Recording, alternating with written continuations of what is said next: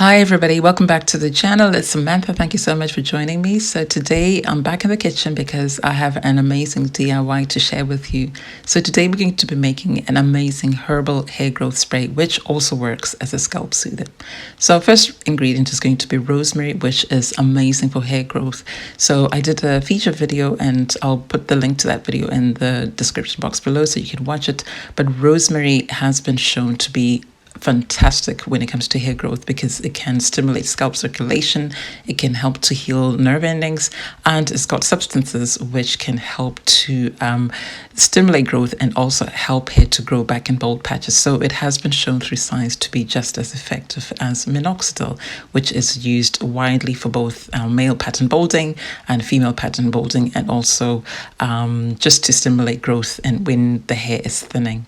So rosemary is also a healing herb, so it'll be really good for soothing the scalp if you've got an irritated scalp, and that's why this can help to soothe the scalp. The next ingredient is chamomile, which is well known to be a soothing herb. So chamomile can help to reduce inflammation that's in the scalp, and therefore it can help to really soothe a dry, irritated scalp.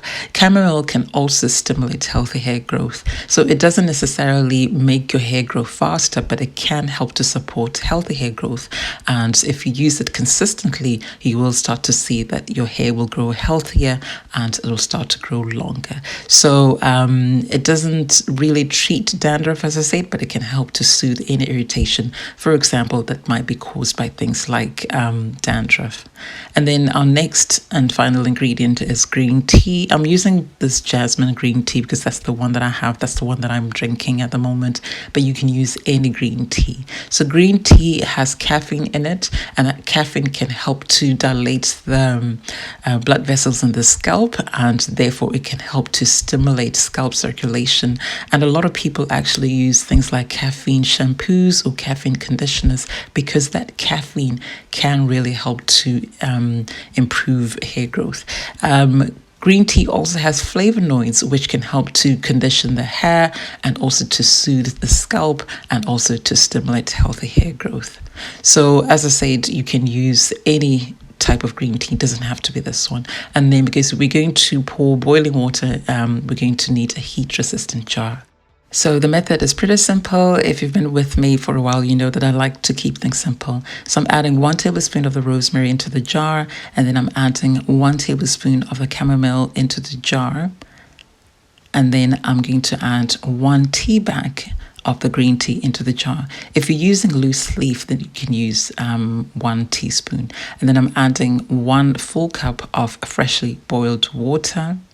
And then I'm just going to stir this mixture and allow it to steep and infuse, and also to allow it to cool down. So we're not going to be handling any hot liquids. And obviously the longer you leave it to steep, the more potent it will be. So ideally you should leave it to steep overnight. You'll get the best results if you do it that way. However, even if you leave it for a few hours, 4 to 6 hours should still give you a really good potent liquid. So you'll see at the start that the water takes the color of the green tea and it's got a green tinge, but as time goes on, the liquids will turn this golden brown. So it doesn't have that dark brown color which you normally see with the rosemary, because we've got the green tea in there as well as the chamomile, which is yellow in color.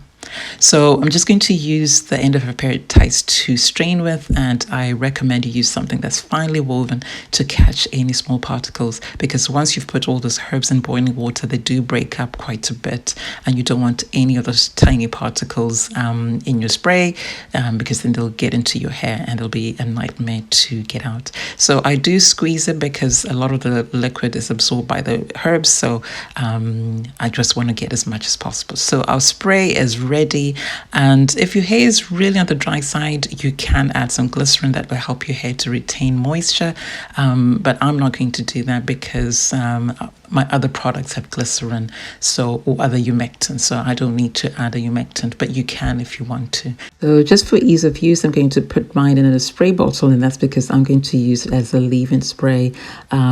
So I'll only put enough for a week in the bottle, and then I'll freeze the rest because we haven't added a preservative. So this is quite a versatile spray and can use it in different ways. I like to use it as a leave-in spray, so I use it as my liquid when I'm using the LCO method. But you can even just use it as a spritzer, for example, on a really hot day and you just want to refresh your curls. This will be far better than just water. You can also use it as a pre-poo, and you can do this by saturating your hair, covering with a plastic, and then allow it to work for about 30 minutes. And then afterwards, you just shampoo and condition and moisturize as normal. So it does work even if you use it as a pre-poo, because I know some people may be worried that if you wash it out, is it actually going to be effective? And the answer is yes, it will. And then a third way to use it is to actually mix this with your Ayurvedic powders, for example, amla, fenugreek, etc., if you're making those masks. So instead of just adding water, plain water, you can mix this into your powders and you'll get an amazing mask with even more benefits. So it's really versatile that way, and I do recommend it for that use. And then last but not least, and no pun intended, you can use this as your final rinse. So you've done your shampooing and conditioning, and the last thing you use to rinse your hair with will be this liquid, and you leave it in, you don't rinse it out afterwards. So that's it for today. Thank you so much for watching. I hope you enjoyed that and found it useful, and I hope you do get to try it. And if you do come back and let me know. And as always, I always say these are DIY, so you can tweak them to suit you. So you can add things or subtract things. Feel free to add essential oils if you want to, because a lot of those things will have a lot of benefits.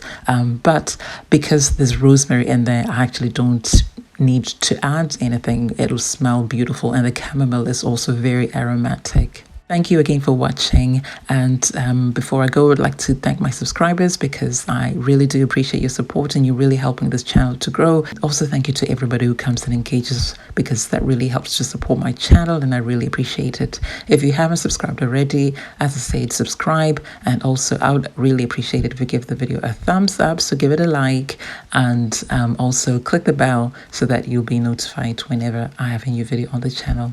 So until next time, my lovelies, you take care of yourselves and your loved ones. Bye for now, and God bless.